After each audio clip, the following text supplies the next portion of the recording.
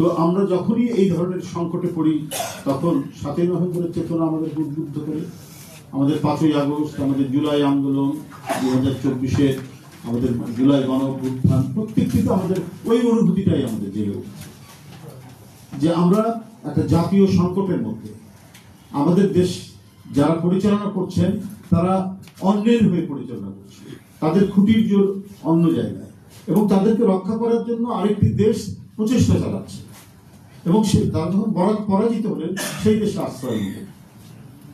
তো সুতরাং এই পরিস্থিতি হয়েছিল নভেম্বর, মানে 1975 সালে। 75 সালে এই অবস্থা হয়েছিল বলে 7ই নভেম্বর ঘটেছে। আবারও তারই আত্মীয় স্বজন অর্থাৎ 72-75 যারা ক্ষমতায় ছিলেন, প্রধান ক্ষমতাধর ব্যক্তির কন্যায় ছিলেন দেশের অবৈধ প্রধানমন্ত্রী। তো তিনি বাপের কায়দায় দেশ চালাতে চেয়েছেন এবং চালাতে গিয়ে একই বাকশাল, একই গণতন্ত্রহীনতা, একই বাক স্বাধীনতা হরণ, একইভাবে ভিন্ন মতের উপর দলন পীড়ন একইভাবে করেছেন, তার বাবা সেও করেছেন, এবং এগুলো কিছু করেছেন একটা খুঁটির জোরে যে তাকে অকুণ্ঠ সমর্থন দিচ্ছে পার্শ্ববর্তী দেশ থেকে, এবং যা সবার কাছে সুপ্রমাণিত। এরশাদ সাহেব হাসিনার নির্বাচনে যাবে কি যাবে না এটা মানাতে এসছেন, এটা তাকে বোঝাতে এসছেন, সমঝোতা করতে এসছেন ভারতের একজন কূটনীতি। তাহলে কোথায় আমাদের সার্বভৌমত্ব থাকলো, কোথায় আমাদের স্বাধীনতা থাকলো? এই বিষয়গুলো দিয়েই দেশের মানুষ জেগে উঠে, কিন্তু জেগে ওঠার জন্য তো একটা প্রস্তুতি লাগে, একটা সময় লাগে। তারা ভেবেছে এই জিনিসগুলো, তারা দেখেছে আরে আমার দেশে তার স্বাধীনতা কোথায়, আমাদের সার্বভৌম দেশ কিনা, এটা নিয়ে মানুষের তো প্রশ্ন জেগেছে বারবার। এগুলো সব কিছু খুব একত্রিত হয়ে এটার মহা বিস্ফোরণ হলো জুলাই, এবং তার পরিণতি ঘটলো 5ই আগস্টে, এবং পালিয়ে গেল ফ্যাসিবাদ, এখান থেকে পালিয়ে গেছে। এখন আমাদের মূল দায়িত্বটা হচ্ছে আমরা এই দেশটাকে ভালোভাবে নির্মাণ করব। এটা তো জনগণের অঙ্গীকার। আপনার জুলাই গণ অভ্যুত্থানে 5ই আগস্টের যে পরিণতি হলো, সেখানে যে বিপুল প্রাণ শক্তি এবং আত্মত্যাগের যে নিদর্শন এদেশের ছাত্র, তরুণ, শ্রমিকরা দেখিয়েছে, এরপরে তো আর কোনো দ্বিধা থাকার কথা নয়, এই নিয়ে তো আর কোনো ধরনের বৈরিতে থাকার কথা নয়। সমস্ত গণতান্ত্রিক শক্তিকে ঝগড়া ঝাঁটি, তর্ক বিতর্ক সবকিছুর মধ্যে দিয়ে একটা জায়গায় উপনীত হতে হবে যে আমরা এই রাষ্ট্রটিকে বিনির্মাণ করব গণতান্ত্রিক চেতনার মধ্যে দিয়ে, এবং তার মধ্যে এই চেতনার মানে মূল ভিত্তি হবে আমাদের স্বাধীনতা, সার্বভৌমত্বের শক্তিশালী রাখা। এই মূল স্পিরিটটা যদি ঠিক থাকে, তাহলে জুলাই সনদ নিয়ে এর বাস্তবায়ন প্রক্রিয়া নিয়ে কি হবে তা নিয়ে এত মানে বিবাদ বিসম্বাদ এটা তো হওয়ার কথা না। এটা আইনি প্রক্রিয়া না হলে হবে না। ভাই, আপনারা যারা এই কথা বলছেন তারা এতই আইন বিশেষজ্ঞ, এতই আইনের অবতার, তাহলে শেখ হাসিনার আমলে যে এত বেআইনি কাজ হলো, তখন একবারে মানে বুক চিতিয়ে আরো ভালো করে দাঁড়ালেন না কেন?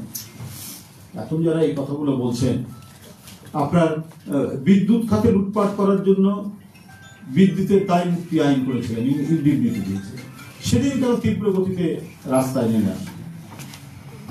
ডিজিটাল নিরাপত্তা আইন, সাইবার আইন ইত্যাদি আইন, যে কালো আইনগুলো করা হলো, তো এই কালো আইনগুলোর বিরুদ্ধে তীব্রভাবে সেদিন দাঁড়ালেন না কেন? দায় সারাভাবে দুই একটি কথা বলে চলে গেলেন। আজকে জুলাই সনদের আইনি ভিত্তি দিতে হবে, তা না হলে নির্বাচন হবে মানে 2029-এ নির্বাচন হবে বলছেন। এখন রাজনৈতিক দলেরই একজন নেতা এই কথা বলছেন। বাবারে, আপনার একটা অবাধ সুষ্ঠু নির্বাচন থেকে জনগণ বঞ্চিত 15-16 বছর ধরে। ভোটাররা ভোট কেন্দ্রে যেতে পারেনি, তাদের ইচ্ছা মতো প্রার্থীকে ভোট দিতে পারেনি। এই ইচ্ছা মতো প্রার্থীকে ভোট না দেওয়ার যে মানুষের যে বেদনা, সে বেদনাকেও আপনারা উপহাস করেছেন পিআর এর কথা বলে। পিআর এ তো কোনো প্রার্থী থাকবে না, সেটা নিয়ে আপনারা কয়েকদিন হইচই করলেন। এখন জুলাই সনদ এর আইনি ভিত্তি দিতে হবে, আইনীকরণ করতে হবে, দিতে হবে। তাহলে আপনি আসল কাজটা করবেন কখন? আপনি কি বলে বিয়ে হবে কন্যার, তার হলুদ হলো, সবকিছু হলো, খাওয়া দাওয়া হলো, কিন্তু আসল যে বিয়ে পড়ানো সেটা হলো, সেটা বাকি আছে, সেটার ব্যাপারে কোনো গুরুত্ব নেই। তো ঘটনা হলো এটাই যে অবাধ সুষ্ঠু নির্বাচনের মধ্যে দিয়ে আমরা আগে আইনীকরণ করার জন্য যে বৈধ পন্থা পার্লামেন্ট, সেই পার্লামেন্ট আগে রচিত হতে হবে, সেই পার্লামেন্ট নির্বাচন আগে হওয়া উচিত অবাধ সুষ্ঠু নির্বাচনের মধ্যে। আপনি আইনীকরণটা করবেন কিভাবে? তাও আবার গণভোটের প্রশ্ন আসলো, সবাই রাজিও হলেন। এখন বাস্তবায়ন নিয়ে নভেম্বর না ওই দিন, এটা কেন হয়? আগাম এটা করতে চাচ্ছেন কেন? মানে সবকিছু মিলিয়ে দেখা যাচ্ছে যে আসল যে উদ্দেশ্য, যেটার জন্য এত সংগ্রাম, এত আত্মদান, এত রক্তপাত, সেটাকে আপনারা পিছিয়ে দিতে চাচ্ছেন। অর্থাৎ অবাধ সুষ্ঠু নির্বাচন, যে আইনি কাঠামো তৈরি করার, যে কোনো একটি আমরা যে নতুন যে আইন করব তার একটা বৈধতা দেওয়ার জন্য, এবং যারা আইন করার জন্য বৈধ যে প্রতিষ্ঠান সেটি নির্মাণ না করে আপনারা যাচ্ছেন অন্য পন্থায়, ঘোরানো ফেরানো পন্থা। তো যদি দুটি একসাথে হয় তাহলে ক্ষতি কি? আপনারা যেটা আইনি মানে বৈধতা চাচ্ছেন, তো সেটা একই সাথে হলো, তাহলে আরো বেশি বাধ্যবাধকতা থাকলো। যারাই ক্ষমতায় আসবেন তারা জুলাই সনদকে আপনার এটা মানে আইনীকরণ করা, আইনে রূপ দেওয়া, সেটা সর্বোচ্চ যে আইন, সংবিধান হোক বা প্রচলিত যে আইন, পার্লামেন্টারি অ্যাক্ট হোক, সব জায়গায় তখন মানে কাজে লাগানো যাবে। কিন্তু এই বিলম্ব করার কোনো কারণ নেই, এবং এই কারণের জন্য আজকে আমরা দেখছি যে ওত পেতে থাকা স্বৈরাচার, পতিত স্বৈরাচার, ফ্যাসিবাদের উত্থানের আওয়াজ পাচ্ছি আমরা, তাদের বলার আওয়াজ পাচ্ছি অডিও ভিডিও বিভিন্ন মাধ্যমে, এবং সেটা আরো তীব্র, আরো আরো আরো খুব হিংস্র কায়দায় এই কথাগুলো বলা হচ্ছে। লকডাউন, কিসের লকডাউন? কার লকডাউন? 13 তারিখ লকডাউন বলা হচ্ছে।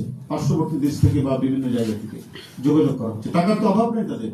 বাংলাদেশ ব্যাংকের টাকা, জনতা ব্যাংকের টাকা, সোনালী ব্যাংকের টাকা, বেসিক ব্যাংকের টাকা, পদ্মা সেতুর টাকা, ফ্লাইওভারের টাকা, টাকার তো অভাব নাই। সব টাকা তো আর পাচার হয়নি, ভিতরে আছে। সেই টাকা দিয়ে বোমা বানানো তো কোনো কঠিন ব্যাপার নয়। বোমা বানাচ্ছেন, গাড়িতে আগুন দিচ্ছেন। এখানে দুইটা জিনিস প্রমাণিত হচ্ছে। একটা হচ্ছে যে তাদের অমানবিক নিষ্ঠুরতার যে চেহারা, সেটা অনেক আগে থেকেই তাদের মধ্যে ছিল। রাষ্ট্র ক্ষমতাকে কাজে লাগিয়ে সেই যে বিভিন্ন ধরনের বাস্তে আগুন, তারপরে মানুষ পুড়িয়ে মারা, এই যে একটা কথা বিরোধী দলের উপর চাপাতো, বিরোধী দলের ঘাড়ে চাপাতো। কিন্তু আমরা নানাভাবেই তখন বলেছি যে না, এটা সরকার করিয়ে বিরোধী দলের উপর এটা চাপাচ্ছে, এবং তার প্রমাণও আমরা দিয়েছিলাম। কুমিল্লায় বাসে আগুনের, তারপরে রংপুরে বাসে আগুনের, ঢাকাতে বিভিন্ন ঘটনা, বিহঙ্গ বাস, আওয়ামী লীগের নেতা, সেটা পুড়ে গেল, সব বাস থাকলো। এটা যে তারা পরিকল্পিত ভাবে করতো তার প্রমাণ হচ্ছে আবার আপনি 2-3 দিন দেখবেন বাসে আগুন দেওয়া হচ্ছে, এবং একজন বাস চালক তাকে আগুনে পুড়িয়ে মারা হলো। তার পরিবারে আর কেউ নাই। বিভিন্ন জায়গা থেকে টাকা পয়সা ধার করে সে একটা কোন রকমের টিন শেড একটা বাড়ি তৈরি করেছে। এখন যে টাকা সে লোন নিয়েছে, সেই টাকা পরিশোধ করারও আর কেউ থাকলো না। একটা কিশোর টাইপের একটা ছেলে, সে গাড়ি চালাতো, গণ পরিবহন একটি গাড়ি, মিনি বাস অথবা বাসে গাড়ি চালাতো, পুড়িয়ে মেরে দেওয়া হতো। এবং বিভিন্ন জায়গায় এই জিনিসটা করা হচ্ছে। এবং সবচেয়ে ইন্টারেস্টিং ব্যাপার, 2-1টা মিডিয়া এই নিষিদ্ধ ঘোষিত দলের কর্মসূচি ফলাও করে প্রচার করছে। এরা কারা? 2-1টা মিডিয়া, আমি সবার কথা বলবো, তারা ফলাও করে প্রচার করছে। এরা আইনের আওতায় আসতে পারে না।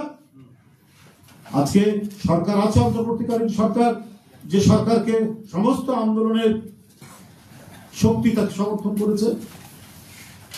তো নিষিদ্ধ ঘোষিত অথবা স্থগিত একটি রাজনৈতিক দল, সেই দলের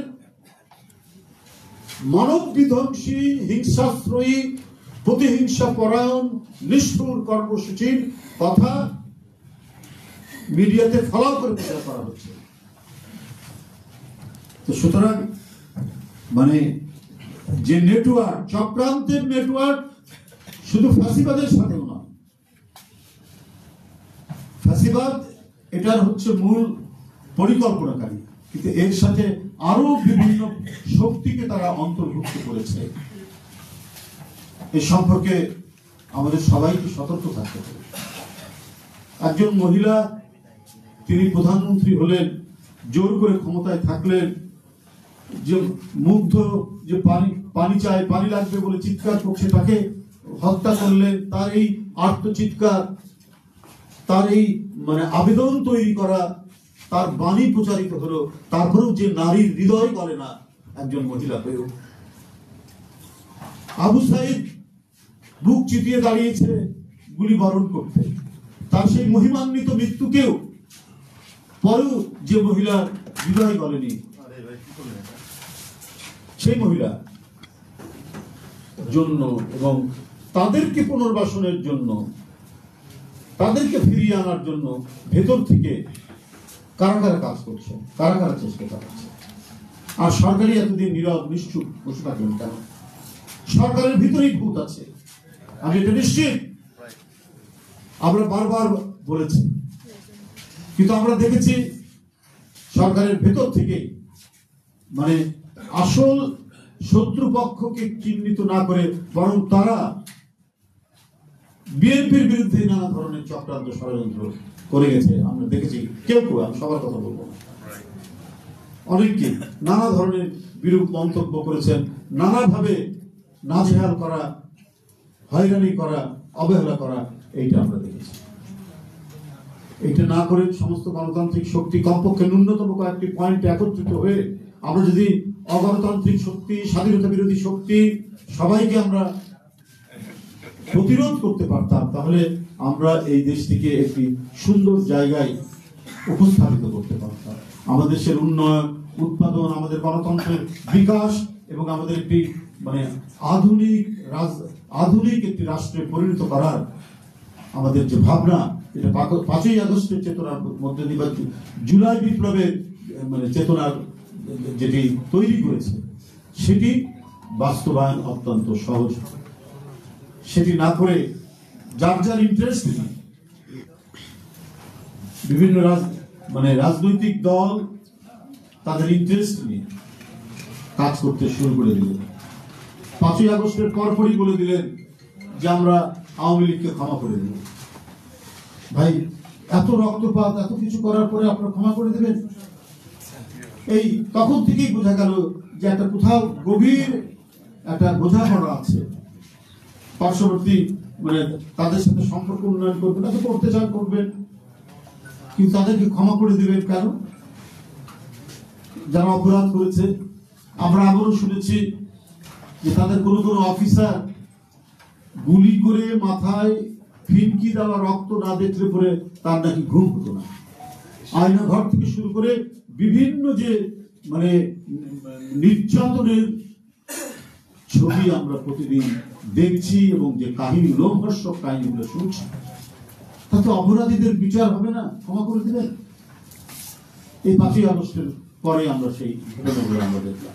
করতে করতে কি হলো, যে মূল যে বৈপ্লবিক চেতনা, গণতন্ত্রের বিপ্লব 5ই জুলাই, স্বাধীনতা সার্বভৌমত্ব রক্ষার বিপ্লব হচ্ছে জুলাই, 5ই আগস্ট,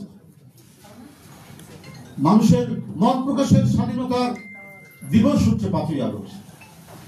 সেই চেতনাকে ধীরে ধীরে ম্লান করার প্রচেষ্টা চলছিল এবং এখনো চলছে।